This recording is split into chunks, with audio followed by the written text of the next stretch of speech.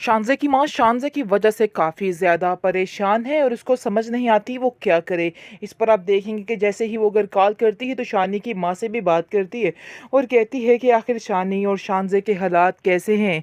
आगे से आप देखेंगे कि उसकी माँ जो है शानी की, वो कहती है कि आप बेफ़िक्र हो जाएँ, मैं इधर सारा कुछ सँभालूँगी, क्योंकि वो तो अंदर से जानती है कि असल माजरा क्या चल रहा है और किस चीज़ को उसको फ़ेस करना पड़ रहा है। लेकिन उसकी माँ को तसल्ली देती है और कहती है कि आप परेशान मत हो, आपको परेशान होने की ज़रूरत नहीं है, मैं इधर हूँ। शानज़ै बिल्कुल मेरी बेटियों जैसी है और इसकी ज़िम्मेदारी मैं लेती हूँ। इस पर आप देखेंगे कि उसकी माँ जो है वो कहती है कि ठीक है, मुझे आपका बहुत ज़्यादा हौसला है कि आप इधर हैं, अगर कोई बात हो भी जाती है तो आप शानी को ज़रूर समझाएँगी, मुझे इस चीज़ का पूरा यकीन है। इसके बाद आप देखेंगे कि जैसे ही वो शानज़ै से बात करती है और कहती है कि तुम्हारी सास से बात करके मुझे काफ़ी ज़्यादा तसल्ली हो चुकी है। मुझे यकीन है कि वो हर मसले को बड़े अच्छे तरीके से हैंडल कर लेंगी। और तुम्हारा बाप यानी कामरान भी कह रहे थे कि ये तुमने बहुत अच्छा फ़ैसला किया है अपनी सास को इधर रखने का, क्योंकि इससे बहुत ज़्यादा मुश्किलात तुम्हारी हल हो सकती हैं और अगर शानी कोई गलत काम करता भी है तो वो उसको बड़े अच्छे तरीके से रोक सकती है। आखिर वो उसकी माँ है और वो अपनी माँ का भरम ज़रूर रखेगा। इस पर आप देखेंगे कि वो शानज़े जो है वो भी काफ़ी ज़्यादा परेशान है अंदर से कि वो आखिर किसी को क्या बताए कि उसके कैसे हालात चल रहे हैं और अंदर से क्या माजरा जा रहा है, क्या परेशानी हो रही है। लेकिन वो खामोश हो जाती है और कहती है कि बस आप फ़िक्र मत करें, इधर कुछ भी ऐसा नहीं है। बिल्कुल आपकी बिल्कुल यानी कि आप मत सोचें इस बारे में, इसलिए आपको टेंशन लेने की कोई ज़रूरत नहीं है। शानी की माँ इधर ही है, शानी भी इधर ही है, वो सब मेरा बहुत ज़्यादा ख़्याल रख रहे हैं।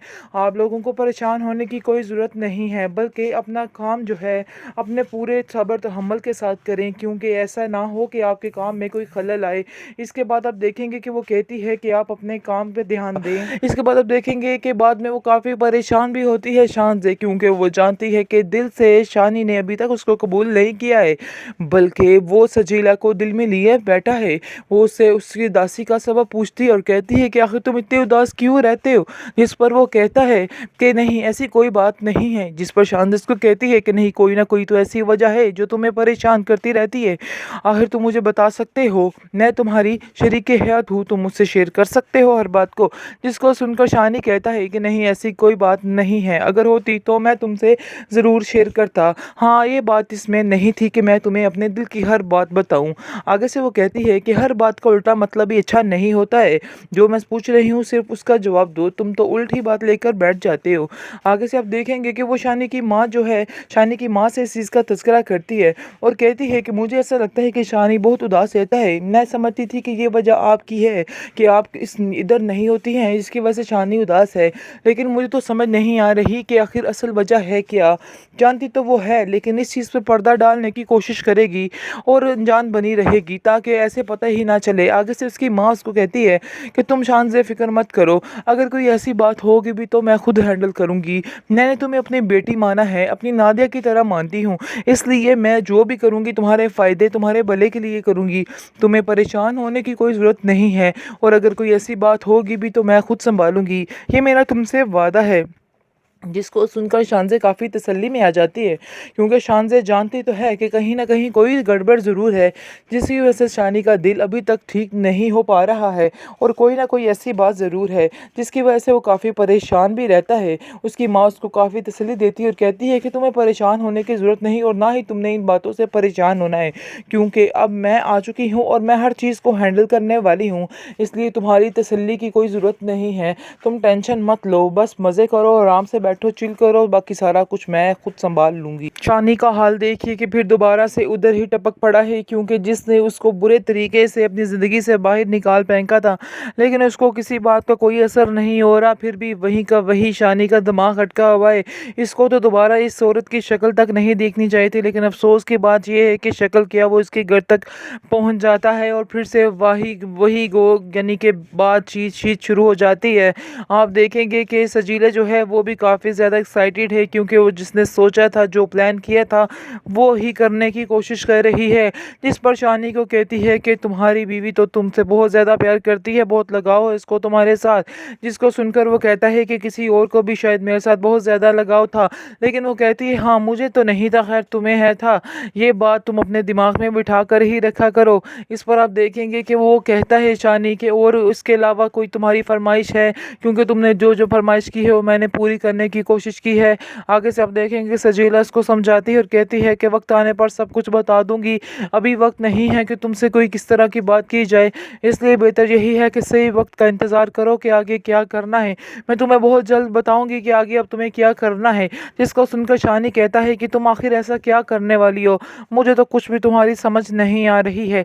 लेकिन जैसे ही शानी वहाँ से जाता है, इसकी माँ को काफ़ी गुस्सा आता है और उसकी माँ कहती है कि आखिर ये क्या नया तमाशा है, क्यों तुम शानी को फिर से घर में बुलाया हुआ था, तुम्हें मैंने मना भी किया था कि इससे कोई बातचीत कोई लेन देन नहीं रखना है, लेकिन फिर भी तुम्हारे दिमाग में कोई भी चीज़ नहीं बैठती है, मैंने तुम्हें शायद इस बात के लिए मना किया था। जिसको सुनकर आप देखेंगे कि सजीला कहती है कि आप क्या कह रही हैं, कल तक तो ये आता था तो आप अपनी जान निछावर करती थी, और आज ऐसा क्या हो गया कि आपको गुस्सा आ रहा है जब वो घर आया है।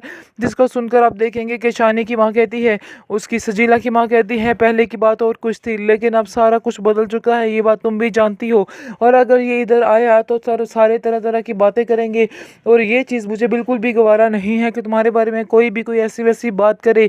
आगे से आप देखेंगे सजीला कहती है कि शायद आप ये नहीं जानती हैं कि वो मेरा कज़न भी है और वो इस लिहाज से मेरे घर आ सकता है, इसलिए आपको परेशान होने की या लोगों की बातें सुनने की कोई भी ज़रूरत नहीं है, और ना ही आप इन बातों की टेंशन ले तो ही अच्छा है। आगे आपकी तबीयत ठीक नहीं रहती है, लेकिन आप देखेंगे उसकी माँ काफ़ी परेशान है सजीला की वजह से, और सोचती है रमचा से बात करती है कि मेरी तबीयत अब ठीक नहीं रहती है, मेरा दिल है कि जल्द अज जल्द अब इस लड़की को फारग करूं और इसको इस घर से रुखसत कर दूं। जिसको सुनकर रमशा कहती है, हाँ आपकी बात बिल्कुल ठीक है, आप किसी से बात कीजिए और रिश्ता कहीं पे कीजिए, क्योंकि यही सबसे बेहतरीन ऑप्शन है। इस तरह से इसके दिमाग में इस तरह की फिजूल बातें भी नहीं आएंगी।